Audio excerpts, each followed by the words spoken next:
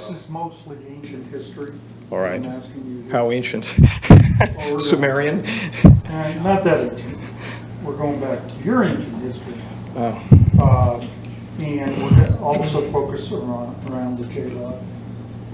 And there's only 10 questions here. It looks like one was added, but I'm just going to let you talk, whatever you want to talk about freely. I'm just going to ask you the first question and we'll continue. Yeah, I'd just prefer it be more of a conversation rather than a. The other makes me feel as though I'm testifying, and I'm prepared to do that as well. Okay, under raise the your right hand and put your left hand on the Bible here. Yeah. Or was it your right hand that's supposed to be? And as long as we're in a closed session, so help me God. Yeah, conversation is definitely the way to go. Yeah, I'm working on that subpoena. I talked to a big-time attorney, and we're talking different things, and we can discuss that at a different time. Yeah, he's a great guy, too. He's a good guy. He's experienced at high level. As I was saying to Bill on the way over here, I was ordered to present a copy of my order to meet him at St. Mark's Square. That order contains an initial of a committee member, a coded initial of a committee member. From what I understand, there's currently a 17-16 split.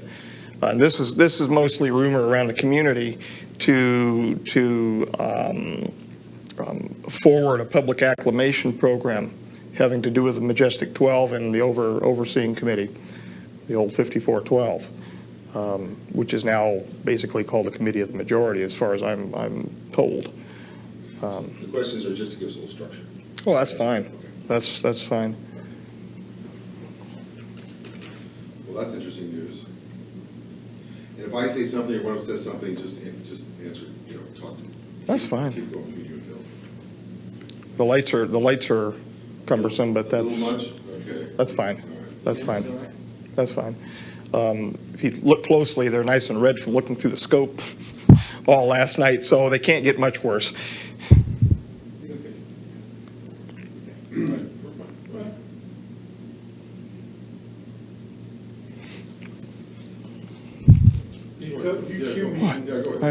Oh, okay. Okay, the first question, Dan, they want to know is, where did you work in the mid-90s, and how did you come to be employed there? Well, several locations in the mid-90s. I had some cover positions here in Las Vegas, which made me look like a good old-fashioned Joe. In fact, I had had some police experience at the late 80s. You're probably centering your question around the work for the government.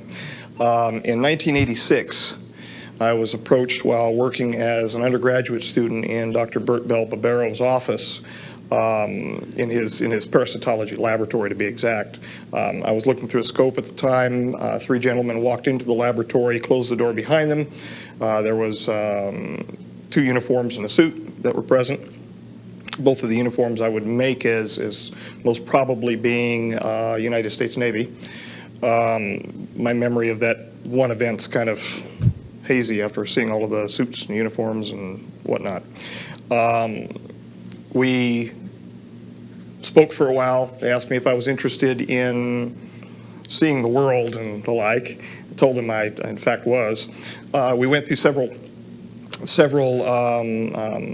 interview processes, not unlike this, and reviewed my background. I went through several background investigations. Finally, starting up 90-91 time frame, I was cleared for working past groom to the Papoose Mountain facility, that place that doesn't exist, about 90 miles north of here, the nowhere place. That's how I came to work there. My original assignment was at the Groom Lake facility to review histopathology slides. And I went through nearly a year's testing and then was basically let loose for a year, and I heard no contact from them. After that, I was brought back in and shown some higher grade slides of unknown origin. Following that, I was introduced into a working group and subsequently brought into the Papoose facility, the Site 4 facility. We worked for well over a year on slides of unknown origin. After I took a minimum leadership position under several of the other biologists who are already present, most of which are now deceased. You know the names of those individuals. I was then introduced into the level 4-5 facility, and the 4-5 coded for 9. You're again aware, we covered this in ancient history. And so what we did is introduce the new members, myself amongst them, into the clean sphere area, and we were eventually shown the subject for which we were examining the slides. The slides were unusual in that they were in pressurized cells, and they were reviewed by us on a conveyor with a completely automatic microscope. We weren't touching anything. We'd give verbal commands. At the second instance, we were finally allowed to have a VRML, a keyboard, for examining the slides, and I digressed, but then working with the JRod itself in the ambassadorial suite or the clean sphere suite. Now, was this under this Project Aquarius? Yes, yes. Initially, I was assigned as a working member of Project Aquarius. Then finally, I was made an assistant working group leader. And then mysteriously, after one meeting with the JRod, I was asked to take the working group leader position. I didn't find out why I was asked to take the working group leader position until, well, within this last year. I never understood it because Stephen was older than I. He was my senior not only in ability, but in age. And I would have never figured being advanced above an individual like that in ranking within a working group. And in fact, I never considered myself above him. We worked together. The Q94 document that you have in your possession was co-authored. My name went on there as the primary investigator because I was the working group leader. But in fact, he and I were both involved in the authoring of that document. Oh. Okay. Now, could you explain briefly what you were briefed on who and or what JRod was? Initially, I was briefed that JRod was an alien, specifically from the reticulum system, to reticulum 4. I had no idea the truth. Yes, from 2 reticulum 4 now, but I had no idea the truth of how they came to be. As I said to you before, I have never met an alien, but I have met an extraterrestrial. I found out subsequent to interactions with the JRod. And again, they have personal names. The term JRod simply means 15, which was a basing name for where they're located, the number of light years from our location. So they took those names. And they identified through the Sigma protocols, the linguistic protocols, with a rod symbol, which was an inertia symbol, and the letter J. And in fact, that was a combination of Mayan and Egyptian numerology having to do with a rod and a J, meaning 10 and 5 for 15. Okay. Now, 15 light years away, is that the police 876? 876 Charlie, from what I've been told. Now, he did not specifically tell me that that was the location, but the number 15 was mentioned. Well, They don't call it, apparently, Gliese 876, whatever, how Charlie. did JRod get here? I mean, how did he, 15 light years away? He crashed in 63, from what I understand, Oh, was that right? outside of Kingman, Okay, Arizona. right. There was a problem involving his physiology and his biophysiological communication with the craft went wrong. And of course, he's ill, as we know, with the MGUS and the paraprotein associated problems. And he crashed. And how was he transported immediately from that crash site to the S4 facility? And how? That I don't know. Okay. That I don't know. You don't know how he came to be at the facility? in I the first place? believe he and associates were transferred separately. He to the originally to the Groom Lake facility, and an associate to, I believe, Los Alamos. Los Alamos. I have no independent verification of where the associate went, though. All I can say is that he was there at Site 4. Now, you interacted with JRod. Was there a general procedure for this interaction? Well, there was not a general procedure. There was a very specific procedure. Very specific, okay.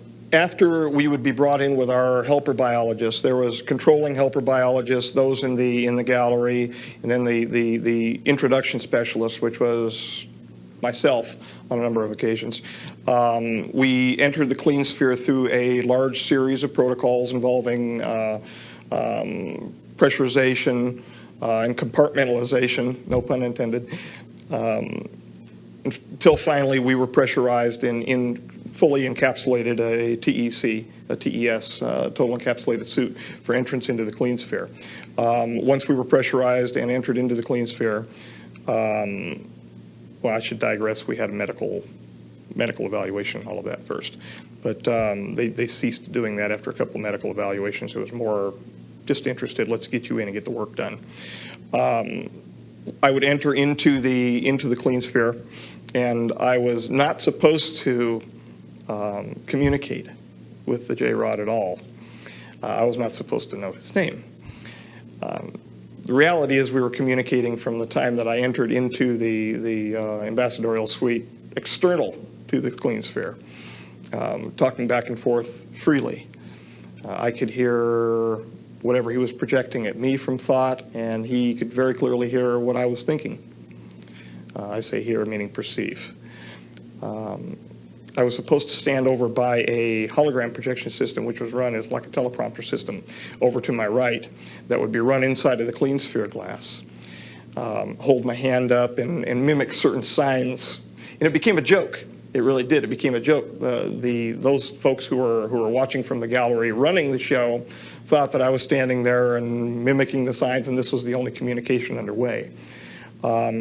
They perceived on the day that the approach, the close approach that he made, the grabbing incident that he did with me, they perceived that there was a communication that occurred. So I began getting questioned quite extensively whether or not he in fact was communicating with me, because he had promised not to, apparently, with the Sigma unit. I alluded to the fact that there was conversation underway, but I didn't talk about what it was until, of course, I was caught in my research protocol forwarding ideas that were somewhat different than what they expected, where they expected my private research was going to go, and this is much later.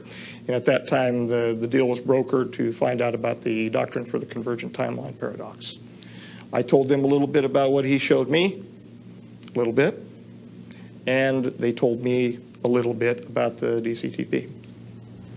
Now that you brought that up, which implies travel through time as well Yes. as space, and you said that JRod was retrieved from a crash near Kingman.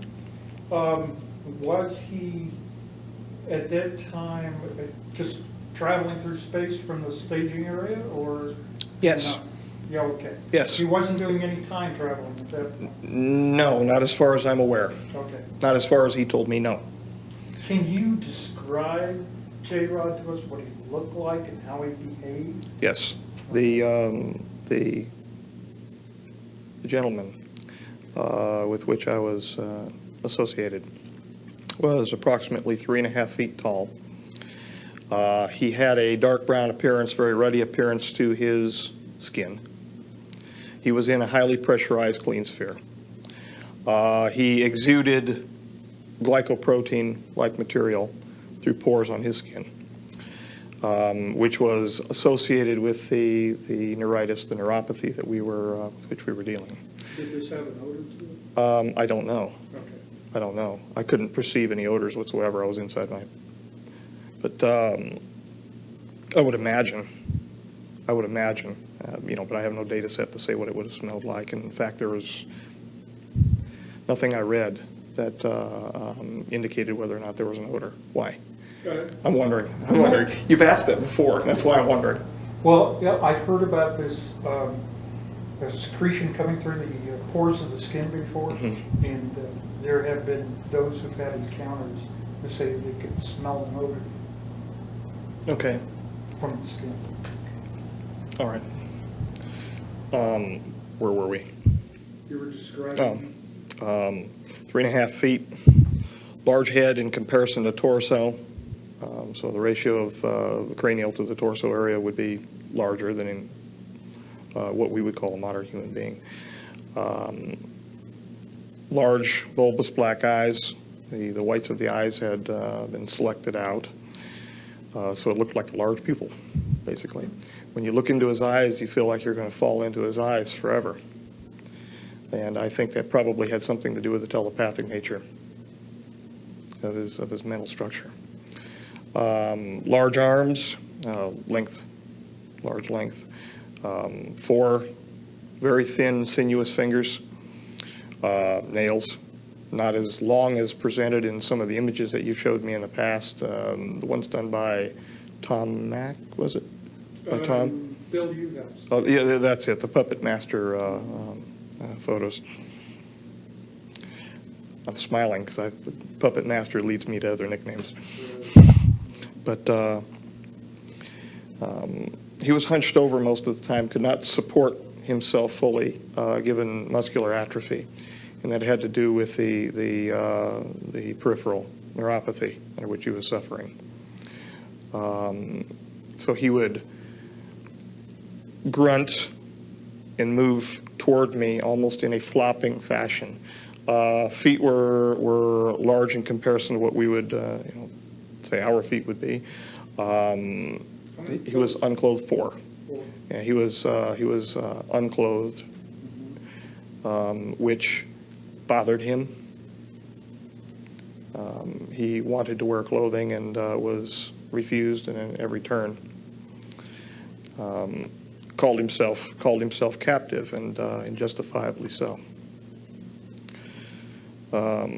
His feet were unusual in that his the plantar area had a very large knob underneath what we would call our heel. His facial features were grotesque in comparison to what he showed me what normal would be. He was Normal of his type. yes, yes. He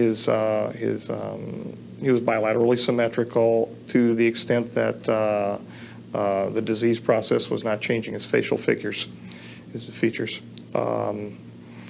Nose was recessed, not a nose like we have, but basically two opercula, 2 orifices.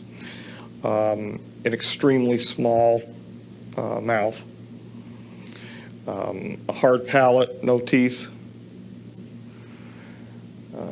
His musculature, again, it was suffering from the problem at the myoneural junction due to the Do neuropathy. you have any idea what his chronological age was? 622.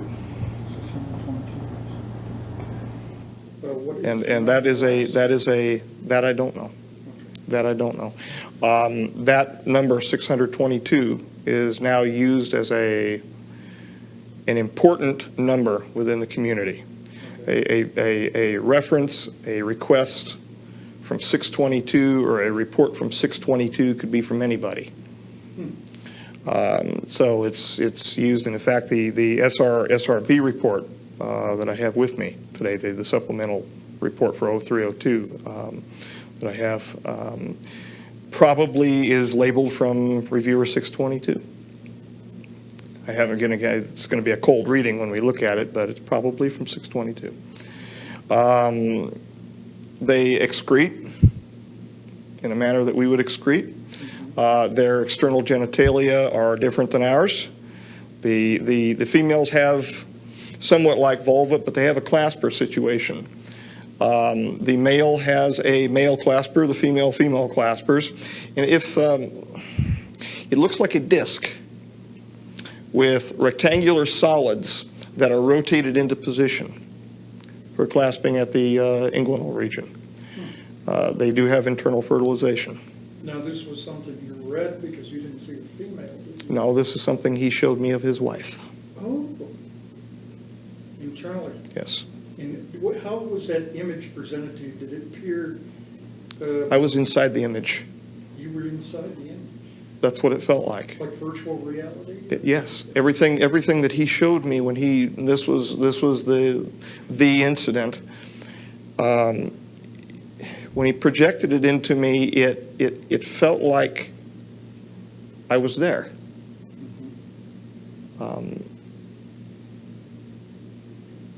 My sensations were heightened. Quite extraordinary.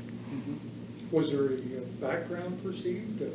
Was she in a domicile of some sort? Again, excuse the pun, a gray surrounding, very, very dull, drab surrounding, almost like a concrete evacuation center, where you'd have evacuation zones underneath the hotels in case of a mass casualties or a mass disaster, where it was a very clinical environment. Huh. So were you impressed that he was kind of depressed about his situation? He was extremely depressed. If we were to term him human, I'm not a psychologist, but I think he would be termed as clinically depressed. He wept, but he didn't weep outside. He wept when he was with me. Well, could you estimate what his level of intellect was? Smarter than me. He was smarter than me by a long range. Did he have a wide range of knowledge? The mathematics that he showed me blew my mind. Was that right? He showed me concurrently not only the equations for the rule of nines, but he also did so diagrammatically, and he did so with three-dimensional, like a VRML system, where I was watching cubes come together. So that if I was not understanding the script, I would understand it as a child learns group theory in mathematics. Highly evolved, highly intellectual, highly repressed emotionally. When I was with him, I felt great happiness to be with him, but I could feel his great sadness, not only because of what he wanted to become, what he knew he was by being present with us, but where he was and how he was being treated. He was not part of the group that has to be catered to involving the T9 treaty that was just signed. He wanted to help. He was willing. When I went in, for God's sakes, I took well over, nearly 300 individualized aspiration samples from his neurological system. He would hold his arm out for me to take them. There was no pain medication. And whenever I would fire the introduction system to remove the sample, it was an aspirative avulsion system, he would cry, and then he would just stand there and look at me. There was a suction. Yes, yeah. In fact, I would bring the sample after the initial removal from his tissues into the introduction system, and then approve it and move it from there to one of the helper biologists. Usually it was Robert, outside of the clean sphere, and then he would move it from there to be handled under our normal protocols. It was a level 5 past our the BMBL system. He'd just stand there and take it. So, do you feel the communication that he established with you when you were in contact with him, could he extend this communication over any distance? 60 feet, 60 feet? definitely 60 feet. Okay. Because it was So- 60 feet from the center of the clean sphere to the introduction ramp going down into the ambassadorial suite. So at least 60 feet. So you don't feel like he's been in communication with you since that time? No. Okay. Is it selective in some way? Was it willfully selective on his part, who he wanted to communicate? Yes. Yes. The folks that, I'm sorry, the folks that wanted to find out what he was saying to me, they knew darn well that he was communicating with me after a while, because I was smiling. I couldn't help it, because we were actually joking back and forth. And, you know, they didn't know. They didn't have any clue. They didn't have any clue what he was saying. So it had to have been selective. They certainly wouldn't have pressed me like they did after I woke up from the big attention scenario. I woke up outside of the clean sphere. I was drug out of there by Stephen. He finally got a secondary suit on and drugged me out of the clean sphere. No, they had no clue. They had no clue what he was saying. I'm sure of it. They were extra rough in removing my plug and my catheter and all of that business after I got out of the TES. Yeah. One of the things that I want to ask you now, departing slightly from this subject, we're going to ask this last question, then we're going to take a break, okay? And then we'll see where we go from there. But I'm smiling because I'm envisioning the lack of the lights. yeah, okay. But everybody's Yeah, don't been like this asking at all. me, why, and of course, you're going to have to restate this again. Why are you talking to us now? What is your intention in telling us about this, about your involvement? It's multifocal. It's multifocal. There's several reasons. The largest reason is not the most important reason. The largest reason from a personal perspective is to step out from under the Black Ops community and retire. I'm ready. I told you before, I can see myself walking along a pond and not being bothered by anybody except for maybe a bird here or there and taking a sample and just taking my time and looking at it for fun, for enjoyment. And you're worried about your health, right? And about- Well, my health is degrading. There's no doubt about that. The heart disease that I have is in fact degrading my health. Time is coming. I don't know how long that is, and of course that's within God's providence. So you'd I- like to maybe have some freedom, to have some Yes. time of your own? Yes. To go to Walden's Pond or something, right? Study the life. Disappear at Walden's Pond. Right. There are other reasons too. You know, without yelling the poor me scenario. Yes, people have a right to know. I mean, that's, you know, other folks have screamed that. Some of them, I think, real. Some of them phony as a $3 bill. Yes, they have a right to know what is going on. They have a right to know because this is their future. Or maybe not. And it depends upon our wisdom or lack thereof. This gets me thinking. The one thing that we've heard from the Brookings Institution study, the famous clamp study, was this would cause a great social upheaval. It would destroy our social bonds, our religious bonds. And in fact, I know I'm digressing, but I ramble. Every time an individual is approached with the issue of, would this destroy your faith? I have heard, it's my experience only, I'm sure there are going to be varied opinions, no, it'd strengthen it. It'd strengthen it. From a certain perspective, yes. From another perspective, no. The Brookings Institution was correct on a certain level. Suspend disbelief for a moment and walk with the idea that this is real.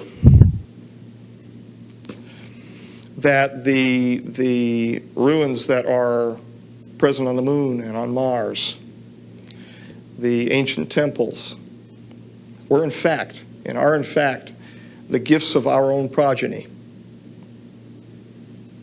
Can you imagine what is going to happen when those temples, which were prayed to as the gods, are found out to be nothing more than the creations of men?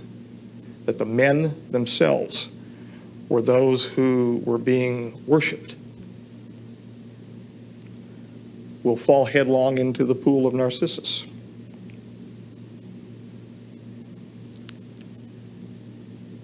And maybe that's a good thing. Maybe that's a good thing. Maybe we'll find truth, love, God, in something other than buildings and stones and marble. Maybe we'll find out who he really is, or she, it, or just us. Can you take a break? Please. Take 5 minutes, yeah, Okay, take 5 minutes and talk about what we just talked about. Yeah. I missed a little bit about the clean sphere entrance in terms of suiting up, preparing yourself. You did mention the medical exams, which fade Right. out after a while. Right. But in the other tape, you talked a little bit more about some of the mechanical specifics, just to give a better image of That's fine. what it's like for you to do it. That's fine. Okay, that was The one. introduction gantry, the swinging The hose. swing goes system. up. Yes, those things. Yeah, That's all visual, and I'm interested in the adulting facility. Uh, Training what you're Hold talking on, about. hold on. One thing at a time. One thing at a time. The other thing is We can wait. that might be pertinent to what you just did, what you just spoke about, was what you were looking at slide-wise prior to knowing what the unknown origin material was, what its origin was. Sure. You know, just what it was you were looking at. All right. Without revealing. You want me to get into the microbial? Well, maybe just a general statement of what that was, All right. what you thought you were looking at.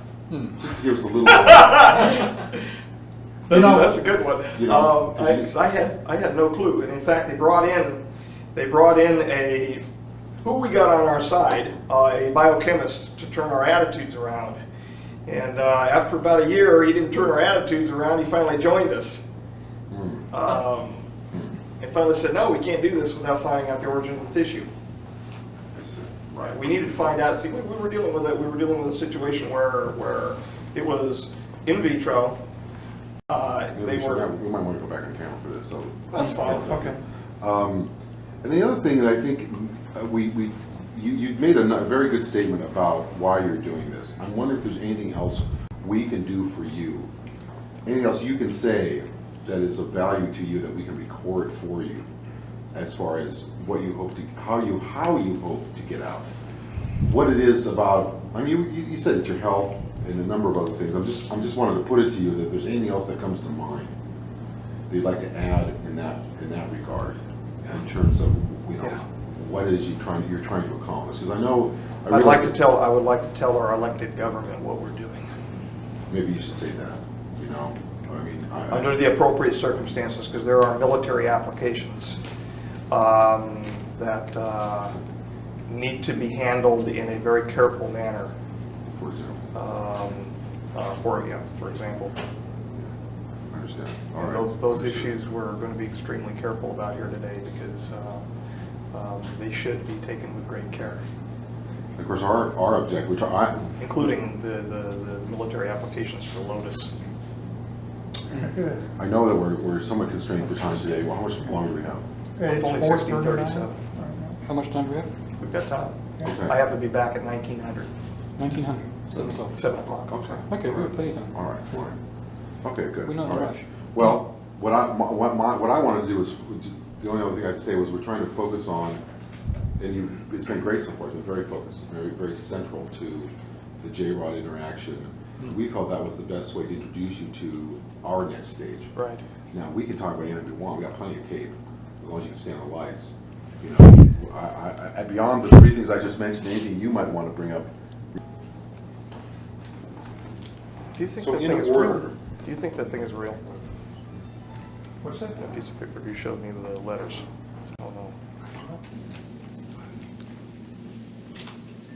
See, we spoke about another individual who has a heart condition. I figured that it was a need to know. It was a need to know basis above that. I didn't figure that there was direct. You see, and the rumors coming at me about the potential for public acclamation, that would be for him, those initials to take back as the hero in this situation, because he loves playing the hero. And you show me a piece of paper that says ordered to remain. Ostensibly, that's what it meant. Ordered to remain in the capacity, which means that there is a greater loop. I've had the chance to speak with the individual one time, and he was funnier than hell. He really was. I heard that there was a transcript involving that got out. In fact, I was shown one time. The first meeting, the one where I bolted, the one where you scared the hell out of me, not as much as you did today, but in a little more relaxed circumstance. I inferred their use, and I've seen this elsewhere, of the word bird refers to EEE. Mm-hmm. I inferred the use of the word clock refers to timeline paradox. Mm-hmm. I would buy that. Before we, let's talk a little bit about the things we just discussed. What was it that you thought you were looking at when you were looking at these slides of material of unknown origin? Well, prior to meeting JRod. we were looking at extremely minute microglial cells. We knew that they were eukaryotic. However, they were unusual in the sense that their cytoplasm and their internal organization, the organelle structures were fused, such as dictyosomes to mitochondria, things like that. And we had no idea what we were looking at. The original contention made by the individuals next to me was that we were looking at some type of biological warfare material, an intermediate, and they had more experience. They have more experience than me involving such matters. So, and being that I was new, I was letting them take the lead. That's great. Now, let's talk a little bit. The second one was, tell us a little bit more in detail about the physical aspects of preparing for an entry into the sphere. Fine. Well, we would undergo a medical examination, at least during the early time frame of the introductions, the 92 time frame, 91 to 92, when we were doing introductions. We had regular systematic medicals by a physician. Following that, we would be suited, well, we would be catheterized, plugged,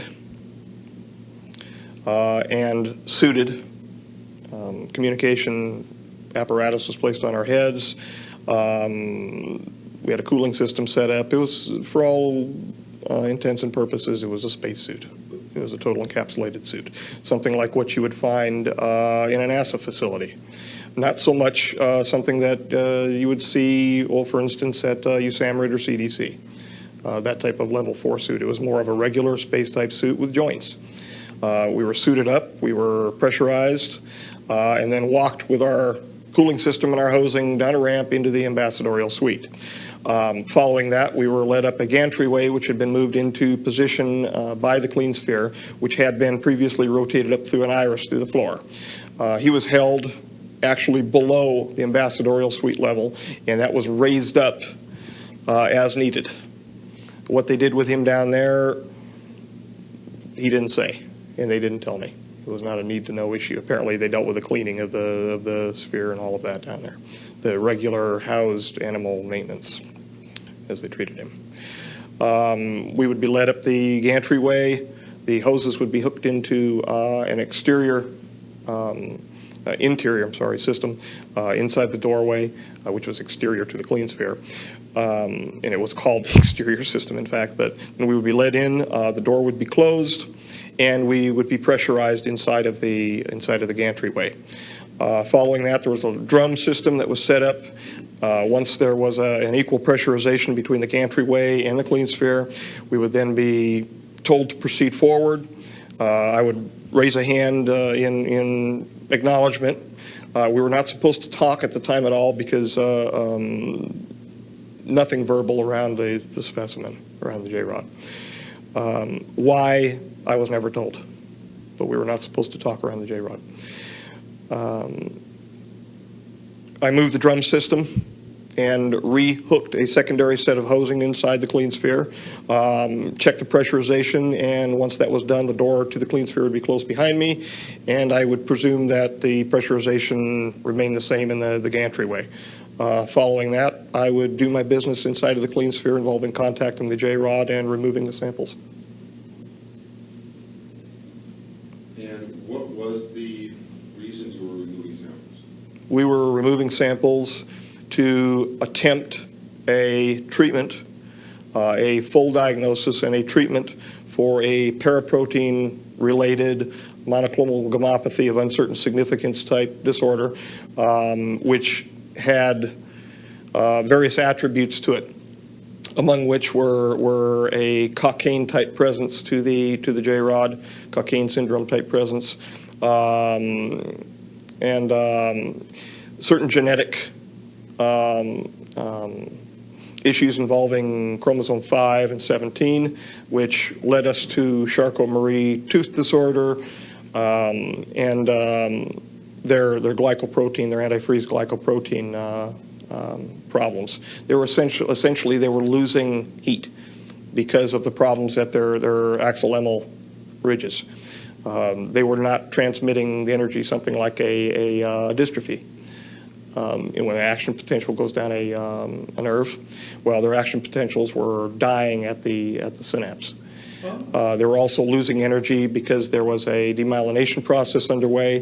That demyelination process was, well, since the Q94 document, was tied to a CMT1A-like problem, the Charcot-Marie tooth problem called PMP22, which is a protein number 22, which an overexpression of that gene causes a greater demyelination. We tied that to the demyelination issue involving the promoters for the PMP22.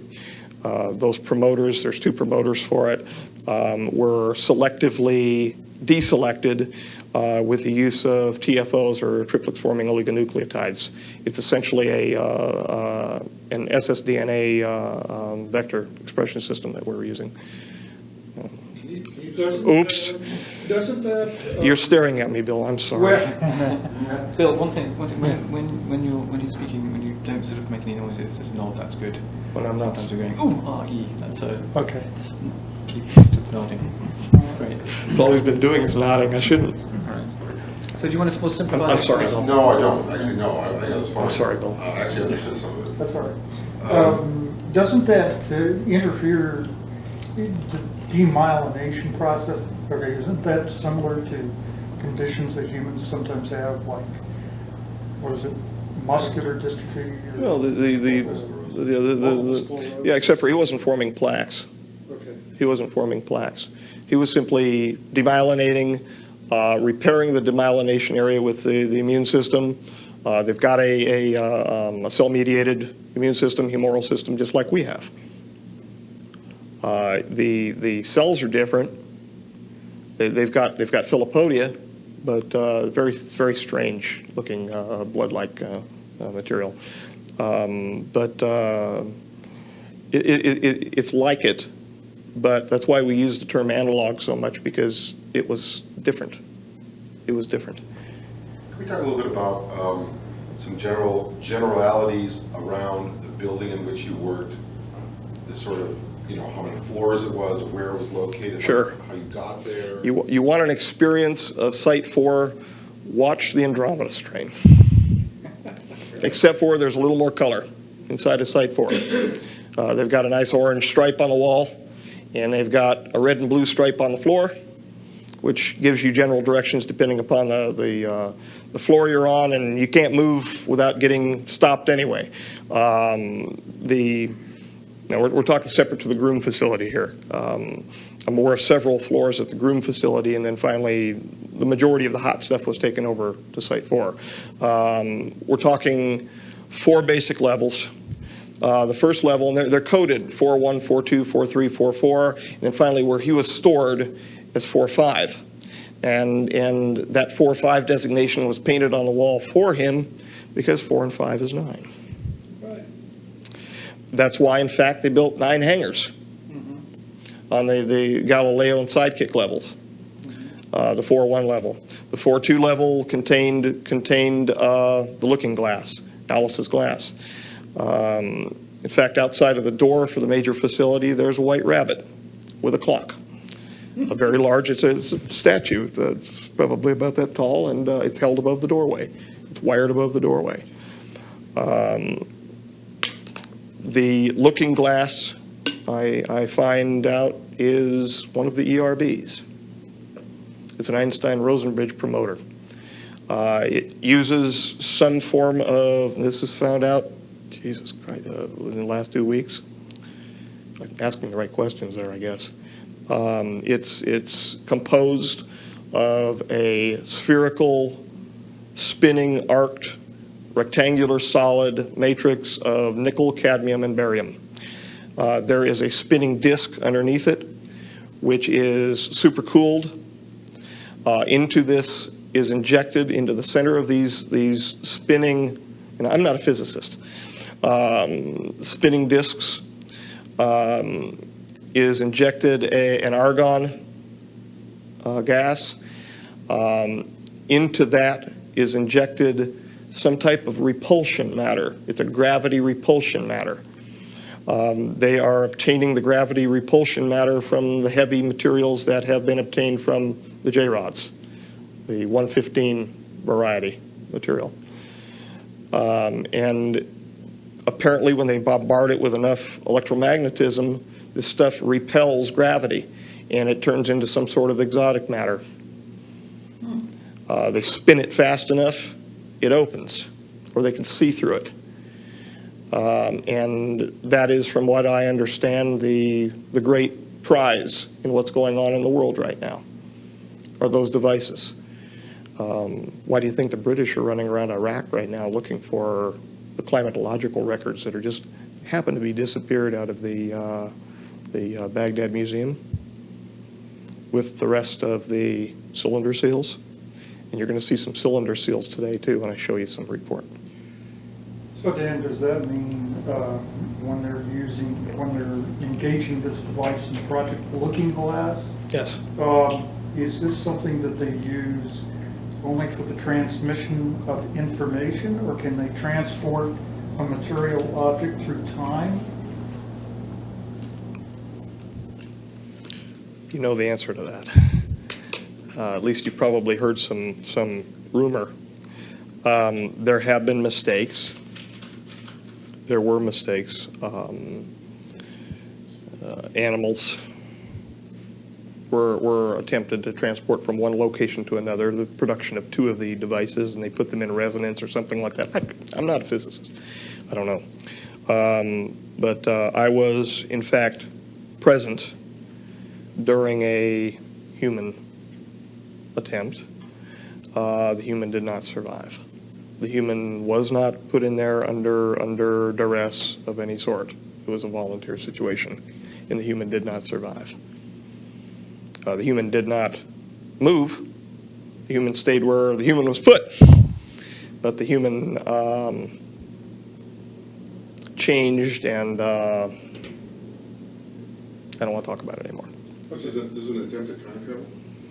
It was an attempt at well, in essence, yes. It was a linear. It was a attempt to transport an individual over a linear distance, which I understand is the same thing as time travel. If we're talking purely from the Einstein, Translating time, space. distance is time. Like a transporter? Yeah. From what I understand, they've only used it for information purposes.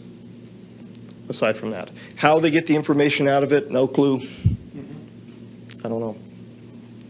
What specific information they've obtained, I only know of one piece of information, and that is the rush, why the rush is underway to get Lotus done by the 2005 deadline. That in fact this group of JRods that are not complying with the wishes of the committee and the wishes of the rest of the JRods and the associated brothers, to put a clamp on them so that they stop their influence within the political structures of our government, including the financial structures. That it is in fact their slowing down of the progress to stopping getting these, picking up these little gates that were put together, that would be our downfall in 2012. Okay. Do you want to say anything further about the stargates? Or their use in 2012? Well, Before we go, Bill? let's finish up our third objective when we turn the lights back on. what can one do for me? Yes, exactly. I would be very happy and very relieved to feel as though I was responding to the elected government of the United States of America with what talents God's given me. I'm responsible to the people of the United States of America. The nature of the information to which I'm privy is sensitive enough that the full disclosure of that information would have to be done in an appropriate location and under appropriate circumstances. Certain military application information would have to be done in a closed session milieu for the national security.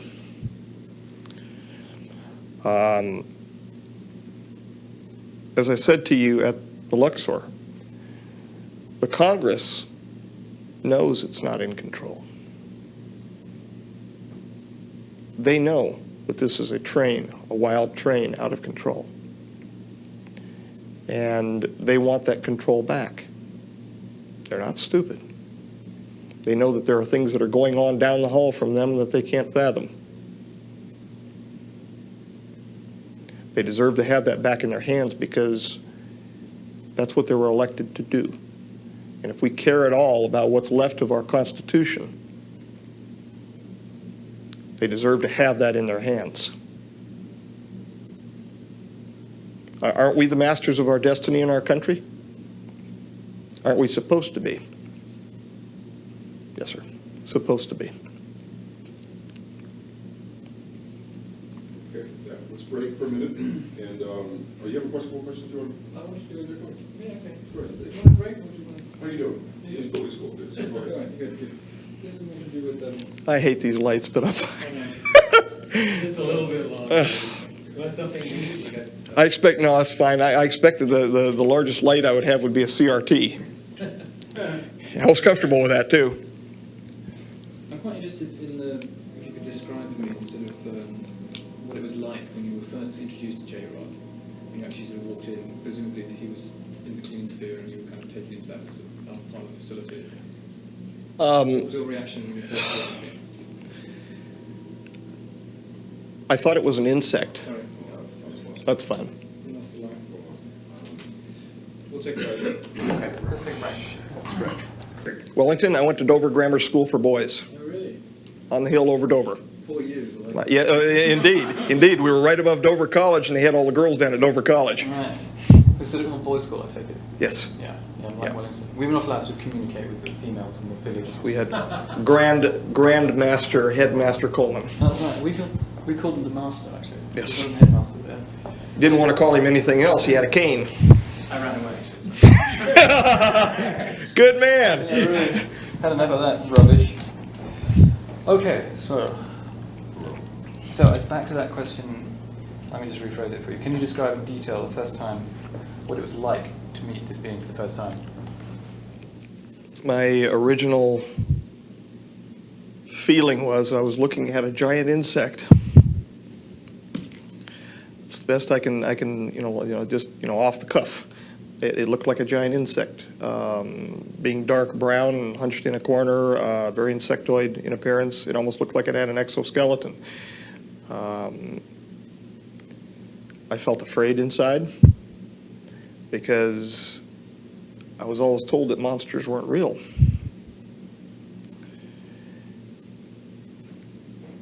And now I find out they are, but they live in the heart of men.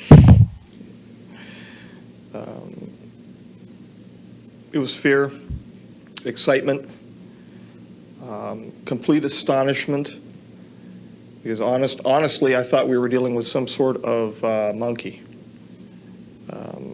something like an old world ape or the like, but indeed it wasn't. That's what my feeling was. This, I'm not going to lay on and talk about how intellectual I was at the time about it. It scared the hell out of me. What in terms of actually when you first confronted with the idea that it was, a non-human being, an extraterrestrial, something not of this world?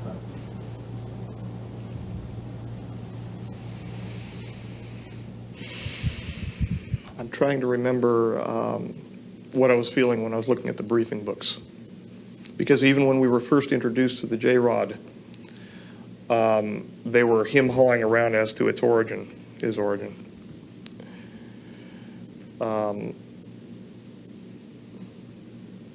Poppycock. I didn't believe it initially. I didn't believe it. However, deep inside, I held open the possibility, because of what happened to me earlier in my life. I held open the possibility that such things could be true.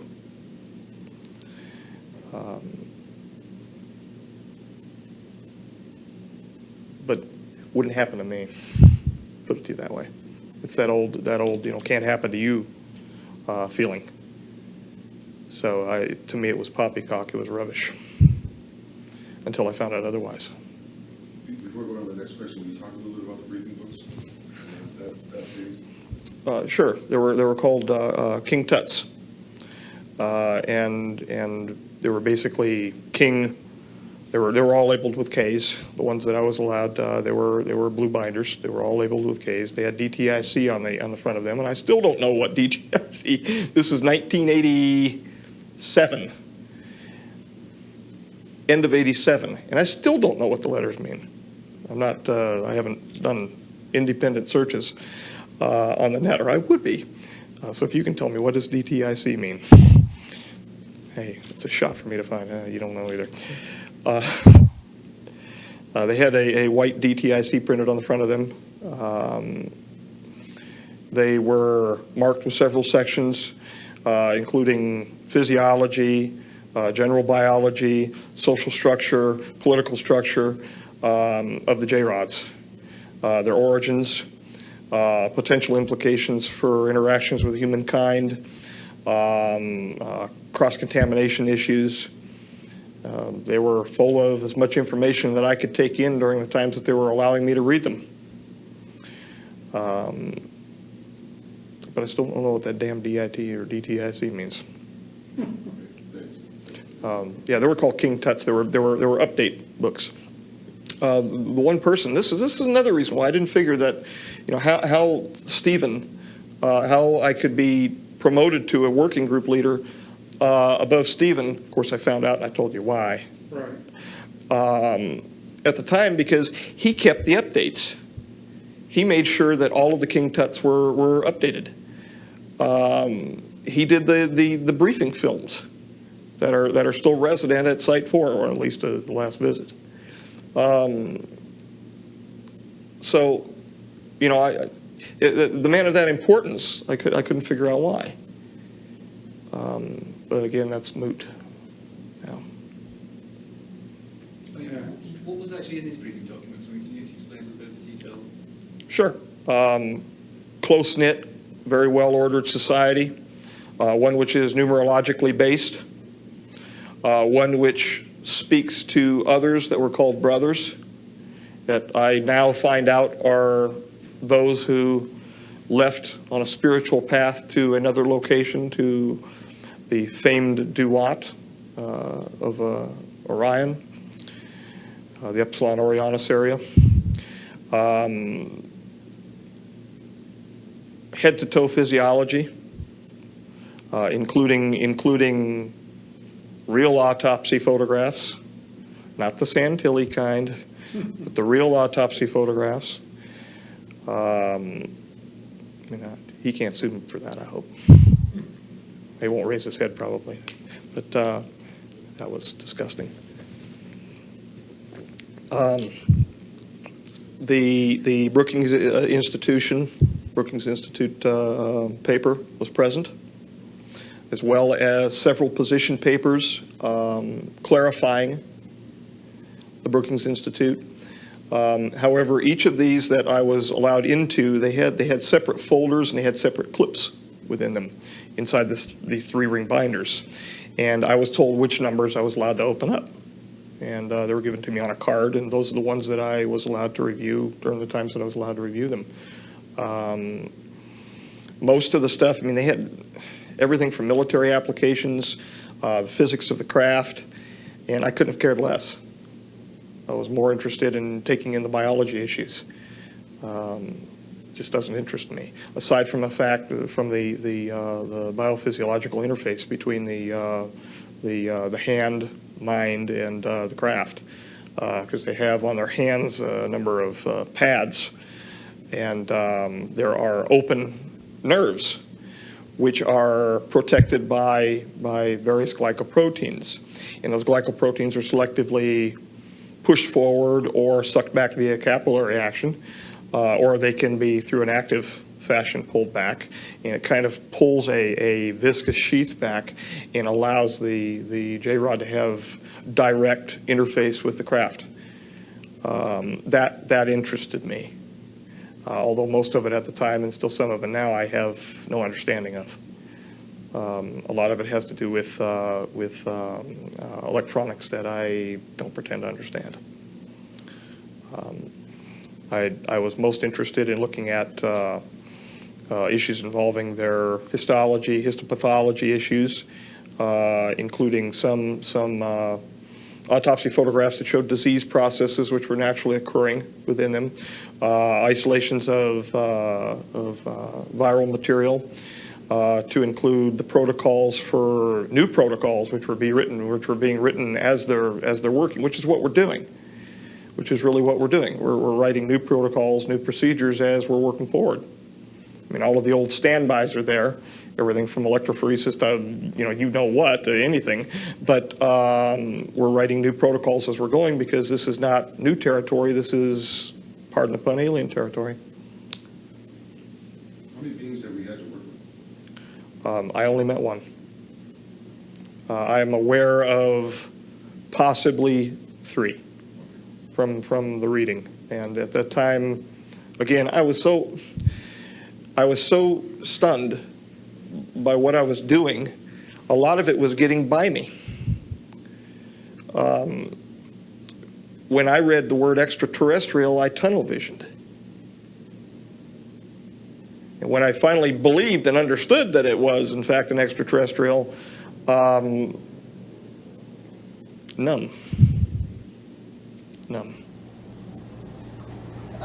Okay, thank you. Just want to ask you a question about the telepathic communication and nature of it. What is it actually like to communicate with one of these beings telepathically? And what do you hear something in your head? Do you hear images, see images, or?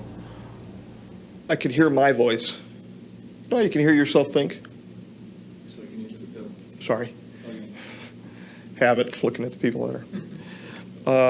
I could hear my voice. However, the cadence, the affect was something that distinguished it other than me. It was no great booming voice from the heavens or anything like that, and I'm glad I do not have a proclivity to hear voices in my head, and have heard none since. But people could probably challenge that. But I could tell that it was somebody other than me, and I could tell because I felt drawn toward the subject that was sending the communication. When the JRod spoke with me, prior to the bombardment of the images, it was something that was part of me, but not part of me. I actually felt non-resident for a moment. It was almost an OBE type feeling. And then I could feel myself pull back and experience the sound. It was physical. It was more real than touching an object. And that's the only real time that I felt anything, more physical than physical. Is there a sort of conveyance of emotion during these communications? 100% emotion. If he was upset, I could feel his pain. It got to the point where, as I was doing the needle introductions, I could feel what he was feeling. So as I would inject the needle under the integument and find my proper location prior to removing the sample, I could feel the needle entering him.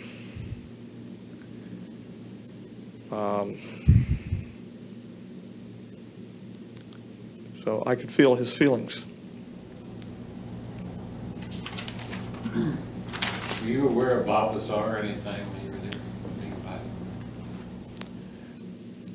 I saw a guy out on the Mac outside of the Galileo, the 4-1 area. He was barefoot.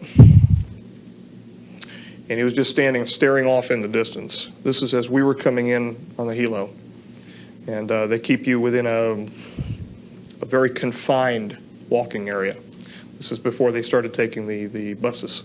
We were choppered in. When I saw him subsequent to that, when he did the famous nap videos,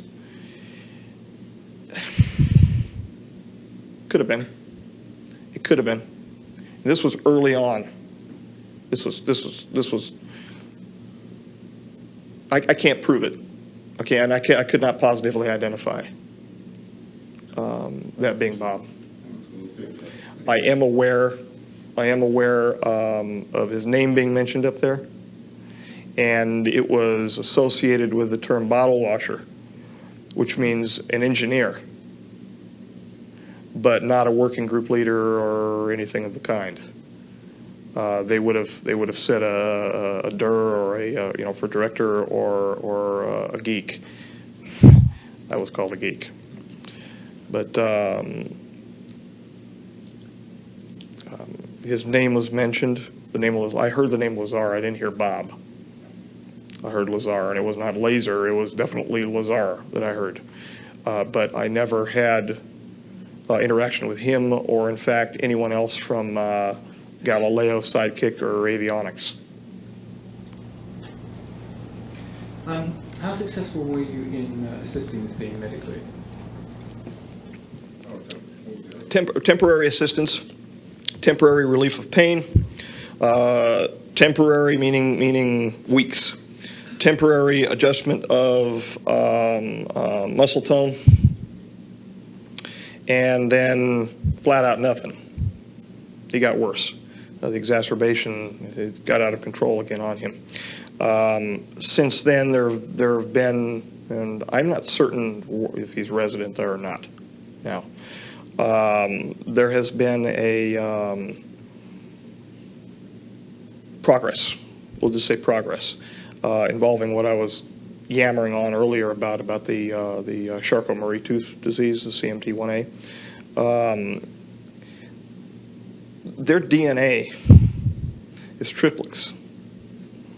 And it's not triplex in the way that you would think of a number 3 helix wrapping around the major groove between the 1 and 2 Watson Cricks, the duplex DNA. Their DNA is triplex to the extent that there are what we nicknamed hangers. They look like they're rosettes.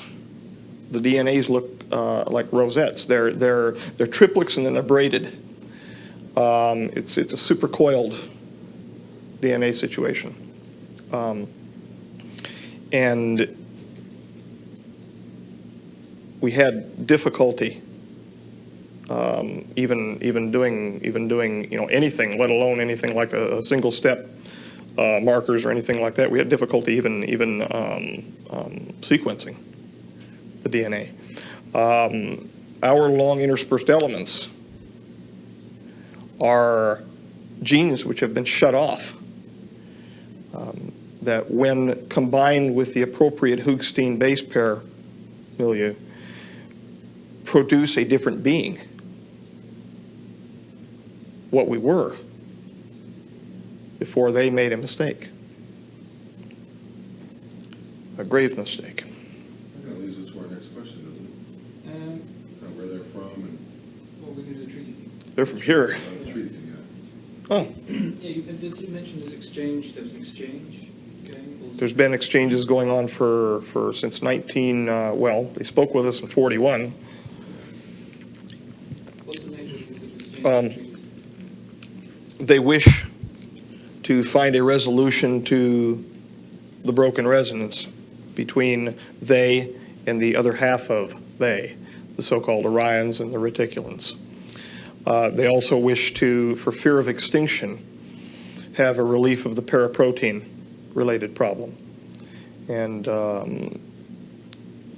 speaking about that just for a moment, we found out that some of the disease process under which they're fighting is a PNA. It's a peptide nucleic acid. I don't know if a protein-associated background nucleic acid. And that protein-associated background is a prion, which goes to one of the things that they wanted me to do at Sweetness. Very dangerous, very dangerous. But the exchange process is to solve the problem to prevent what went wrong in 2012. And the rogue, if you will, group of the JRods are not cooperating with that. But a deal has been brokered for the T9 treaty to be held in abeyance until 2005. When that treaty is upped in 2005, once they receive what they've asked for, and they should be receiving a little more, and I've already mentioned some of that material that they're not aware of yet, the PNA material and some of the things that we can do with the oligonucleotides to possibly help facilitate their problems. But once that's upped, they are supposed to come under the auspices of the general agreement between the Committee of the Majority and their respective societies. If so, nothing will get turned on aside from what nature and God is providing us in 2012, and we won't separate. However, they will remain as they are, their future selves as well. They will remain as they are, and we will remain as we are. We can't go back. That's just something that's impossible as far as what they can tell, meaning what the looking glass people and the people that are overseeing the star issue, Starflower and the ERBs and all of that, the Einstein-Rosen bridges. Can you explain what the fuck you're talking about? somewhat. I kind of get it because I've been watching your tapes and stuff, but it's so compacted. What you just said is so compacted in your own. I'm sorry. That's okay. No, I'm just saying, let's stretch it out a little bit. We might want to begin by being specific. It sounded like you were talking more about what they were going to get in this exchange, and we're kind of curious as to what are we going to get in this Well, exchange? we're going to get not wiped out. Okay, what's the problem we're trying to solve vis-a-vis getting wiped out? The biggest problem is to make sure that I'm supposed to look at you. Yeah, I know. Sorry. The biggest problem is to make sure that there are no human-created ERB Stargates? machines. Machines? Yeah, I mean, that sounds science fiction-ish, I know. okay, and you know, it's hokey sounding, okay? To make sure that there are none of them in existence which can automatically turn on when the next age begins on December 21st, 2012. We are apparently going to cross over the plane of the galaxy, which there is a dense network of wormholes. There is supposed to be some sort of enlightenment, whether or not that's the Christ event, or whether that's a burp on a Sunday morning. I don't know what that's going to be. I'm not enough of a scholar in that area to figure that out, to know. I do know that failure would result in too much energy being directed at our planet from our star. And hence my interest in looking at the pretty pictures about the sun, the corona of the sun. It's the pace at which these unusual forms are being produced is increasing. Are we entering an area as we approach this equatorial plane of the galaxy? Okay. Are we entering an area where there is a greater concentration of dust that can So I've heard. surround the sun? So I've heard. Okay. I have been reading about this, and this is similar to a situation that happens with a classification of star called T-Tauri stars, where there's a lot of dust gathered around, and what happens is that the star, the sun in this particular case, increases its radiation in the infrared and the hard X-ray areas, and there's greater solar flare activity. And in the past, evidently, if we're to believe the mythologies, there was conflagration on our planet. So would we be in danger of a heat and conflagration? That would make sense, and that sets well with what I heard, yes. Okay. That Then is what we're in danger of, that, as well as a large electromagnetic burst from the sun, which will upset our electromagnetic, our poles. Right. Now, what they're calling ERBs, okay, now called wormholes. We'll talk about the wormholes. You're talking about two different, we're talking about natural, there's a number of natural occurring wormholes. There are a number of nodes on the planet, from what I'm understanding, that naturally are sensitive electromagnetically. I don't know. Okay, they're naturally sensitive to the space through which we pass. Okay. These nodes activate spontaneously when we pass through them, or can be struck with electromagnetism and be temporarily opened. And what happens if we use a machine to open an artificial wormhole? Well, it's two different things. Okay. One, they're trying to put, well, they have been putting, in fact, Saddam did put two of them together in Iraq, which conformed to the ancient cylinder seals, which are now missing from the library or the museum in Baghdad. Obviously, somebody looted them. But they went to Tinian Island, by the way. Let you know. It's That's where they went first. After that, I've got no clue. But they were looted by the best. Put it to you this way. Now, haven't you been investigating a site where there is a natural Indeed, Frenchman Mountain. Frenchman Mountain, and your work continues on Frenchman Mountain? Yes, it does. Yes, Okay. it does.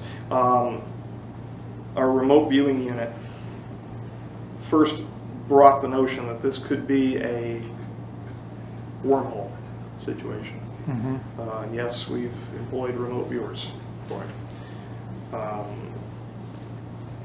Since then, there have been occurrences at the mountain that are far and afield from the research that I would be doing for the Lotus. There's two separate things, just absolutely two separate things. I originally went there with a team to do an endosymbiotic research program. I was trying to nail down, you read Lynn Margulis's book about the Acarian mastodon. I was trying to nail down information about that, and also I had presumed that we were from panspermia. So I was looking for an artifact. I was looking for an artifact that might interact selectively with ourselves, and fell into the issue involving the Ganesh particle, etc. But we had a flare that passed across the surface of some algae during a test. And we just found out, by the way, that flare, and it's included in the report, that flare is associated to the speed that a Ganesh particle passes. So it was a Ganesh particle. It was actually overly flaring on us that day. But it was on the May 31st visit of 2001 to Frenchman's Mountain. Okay. Frenchman's Mountain. If you have access to more reports than I'm aware of, anyway. I don't remember the report number, but. Can you articulate for us a little bit more in specific detail about the relationship between future and present for these beings? We're in a chimera. Can you talk a little bit about that? Just the basics. What we see, for instance, I mentioned earlier ruins on the moon and Mars. You're aware I was involved in, probably you're aware that I was involved in Inca City research, so-called Inca City. That's because the JRod showed me that as an image, but didn't show me that as an image of a dead city, showed me that as the image of a future city, a living, breathing society, post-damage here, post-catastrophe. We are literally looking at things that are present, but according to a linear timeline, haven't been built yet. Now, if that isn't confusing, say you want me to explain what the hell I was talking about, if that is not confusing, it confuses me. You're the best guy for the job right now. Tell us. Look with the lights.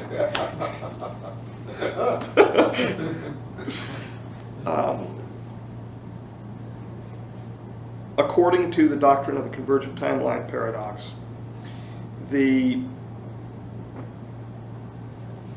JRods, to solve their paraprotein problem, used these ERBs to go back in time.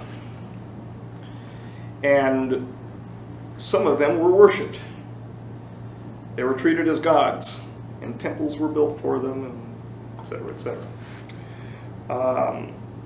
The so-called Nubis Ra, that sort of business. Again, I'm not, this is getting science fictiony because it sounds like poppycock.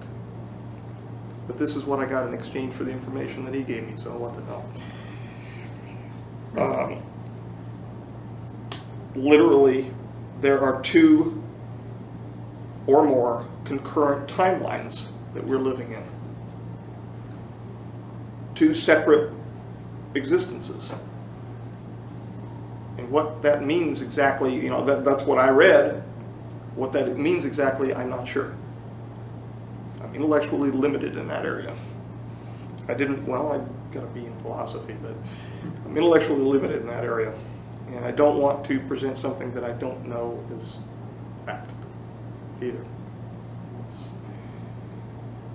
That would be not right. But to solve their problem, they messed around with us even earlier than earlier when they had been treated as gods. They went back, treated as gods, went back before. In other words, they could apparently select the timeline. How they do that, again, no clue. They manipulated our original DNA and removed a single strand from us. This made us able to mate with another experiment which was underway at the time called Neanderthalensis.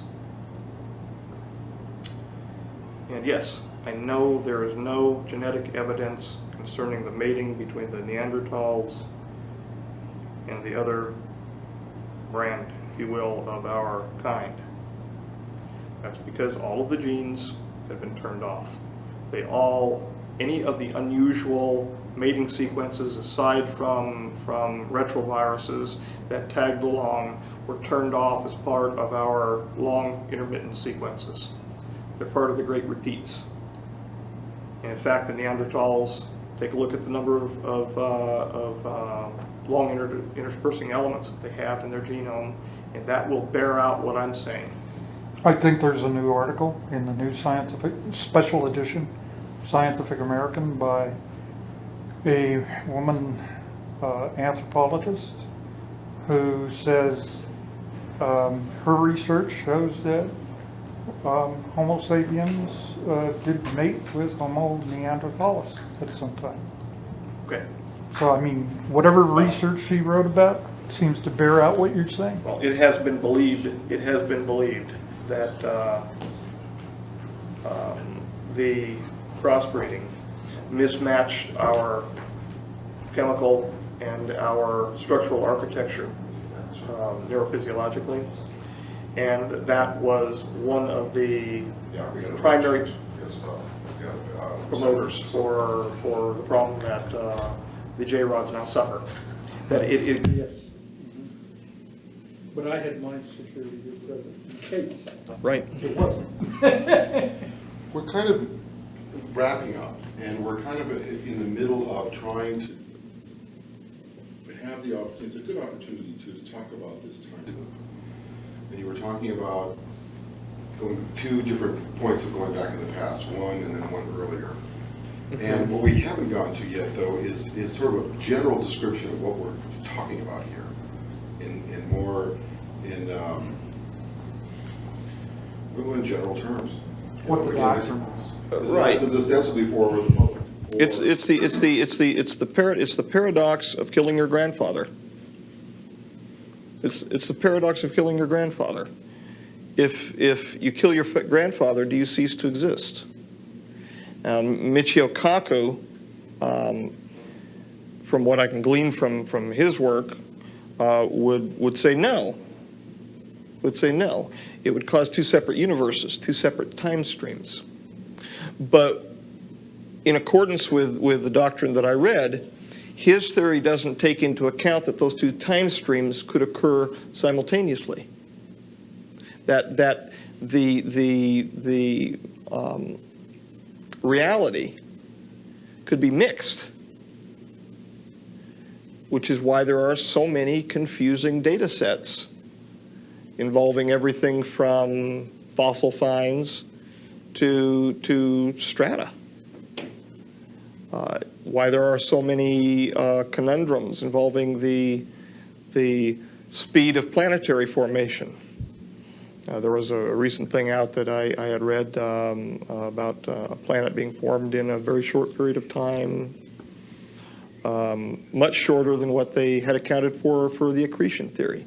And the way that it came through to me was it was a Keystone DCTP flyer, because I'm in on some of the loop, no pun intended, that these things are happening simultaneously. that a planet can form at one rate and the reality can mix such that we can perceive it having formed at a separate rate. And go back and look at it another time and have another perception, because the realities are actually mixed. And they're also now saying that the Earth appears to be older than they thought it was. Mm-hmm.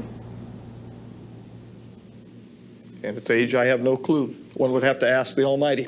You could look at something, are you saying that you could look at something one day and measure it, and look at it the next day, and the measurements can be different because a different timeline is then come into play? Yeah. And biologists, chemists, well, natural philosophers call that error.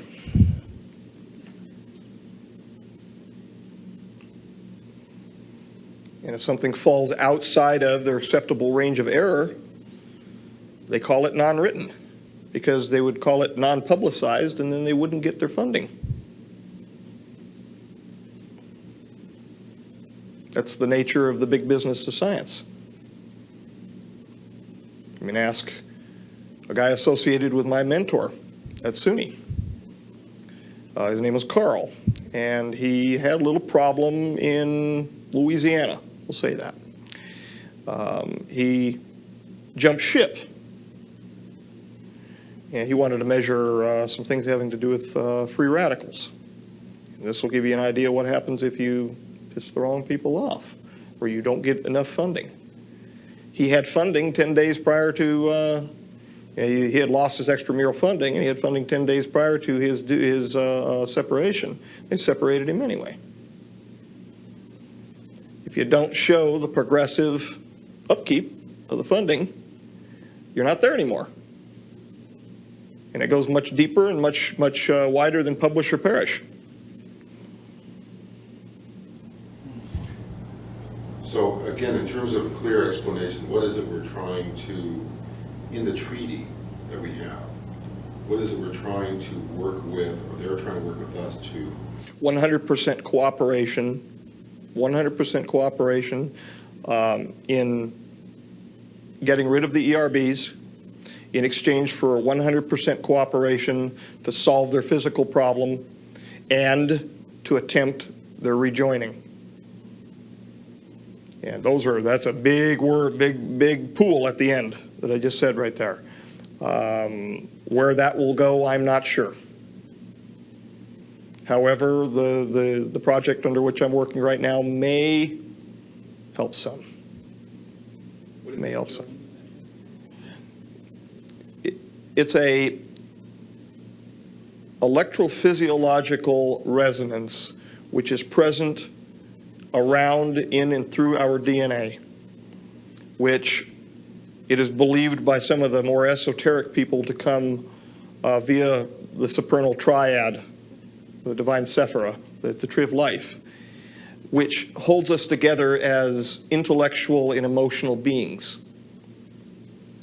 It is that dualism that keeps us in sync with the universe.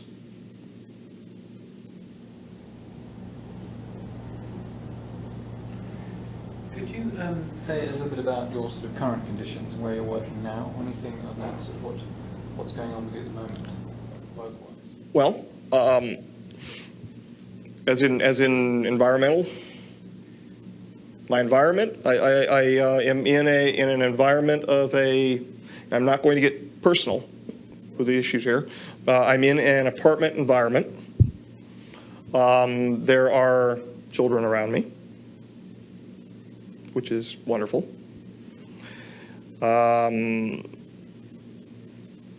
I direct the project from that location. Do some minor microscopy work from there. Nothing of a hazardous nature, any more than dust would be hazardous to you. In times of need, I'm transferred to various facilities, not worldwide, but nationwide, and work within those facilities under whatever the protocols that we need to complete. Those facilities are as wide-ranging as Dulce. the Shady Rest, Site 4, the Groom Lake facility, Brookhaven, the Los Alamos area, the T5 section proper, and recently in this little event in Alamo Canyon. So I had to show, as well as give testimony, I had to show some evidence when I was there to a mirror. They were sitting on the other side of the mirror, so I hear. As God is my witness, there maybe wasn't anybody on the other side of that damn mirror. But they told me they were. Demonstrate results. Demonstrate data, yes. Show data sets relative, Project Lotus, and the 3 portions of it which are simultaneously underway. So you've been involved in this exclusively for 20 years, 15 years? Since '86. Well, I played with local jobs around town. Right. You had an environmental company, right? Kane Environmental? Yeah, that's when I was carrying the name Crane. But you're pretty much exclusively engaged in a project which is fundamentally tied to the future of our species. It is. It is, fundamentally. This project, without getting too deep into it, I've been accused of rambling by people before about it, but without getting too deep into it, this project is an all-encompassing attempt to grab for the brass ring and making sure that that brass ring is not the fruit of the tree of life. I'll grab just until we get to that point. Aside from that, I'm not going to try to barge my way into past the East Gate of Eden. The people who do that get hurt, at least so I've heard. And you're bridging what we have traditionally called physics and metaphysics, it sounds like, into one continuum. Because some of the things you're talking about are what are tied to what Well, indeed. physics refers to. Indeed. And not even just pop metaphysics, but the ancient esoteric sciences.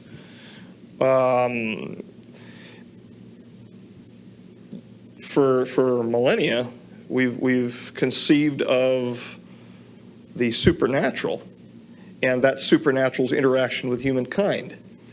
What we are seeing in this project is that it's not so much supernatural, it's natural, and it's been there with us all along, and we just haven't taken the time to look. In fact, our procedures have been mutually exclusive. Laboratory procedures have been mutually exclusive to find what we found.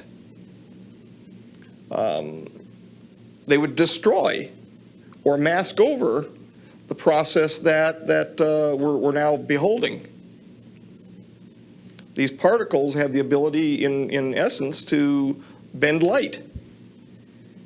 And in the report, you'll see a series of images that show clearly where the particle is changing into the shape of a yeast cell, Saccharomyces cerevisiae.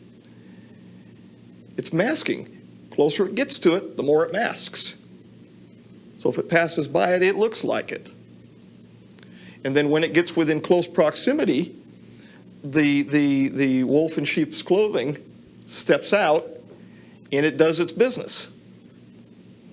Meanwhile, the average investigator, biological investigator, has ceased looking because the protocol has moved on. He or she has scanned a slide and has seen 2 eukaryotic cells and has moved on. One last question for you, then I'll be real wrap. Gives you time to relax and get better. That means the lights go off. Tell me exactly in your own mind how you want to get out. How do you want to see it go down? Tell Bill. How do you want to see it go down? First of all, that's a deep question because I don't know where this is, how this arrangement was made today. Neither do I. So getting out is a loaded term right now. I don't know where it's going to go. But what I do foresee is if that same elected government is interested in the information, I do see myself providing that to my elected government as I've been sworn to do so. Now, whether or not I'm prevented from doing so, we'll find out. Again, we all have to go sometime. But I see that as the logical step, because once the information is presented to the elected government, and once I am no longer officially held, and it's not just the information involving the Lotus, there are military applications associated with it as well, biological applications. Once that information is no longer a constraining factor, freedom. Whether or not I'm yelling it on the chopping block, I don't know. But freedom nonetheless. Do you know who specifically you think you should be talking to? No. No. I would think that, oh God, I wouldn't know which Senate or congressional committee would need to bring me under their authority. I don't know which one. There's got to be one with the right name on it. And once that's done, under the appropriate circumstances, I will tell them everything that I know. So help me God. Maybe we can help you find out who that is. It's wrap. Hey, you made it to the end. Here, take a seat. I'm doing this collecting and cutting work on my free time, and the reason why is I'm convinced of its importance. We are occupying this planet at this moment, and we are building our lives on nameless heroes' achievements, who died to protect what they believe in. We would still be ruled by kings, and there would be no freedom of spirit if it wasn't for them. 82 people in 2 days is not gonna change the world, and frankly, it's not enough. If you think the content was good, consider subscribing and telling your friends about UAP Library. I get excited every time someone appreciates my work, and that keeps me going. See you on the next video.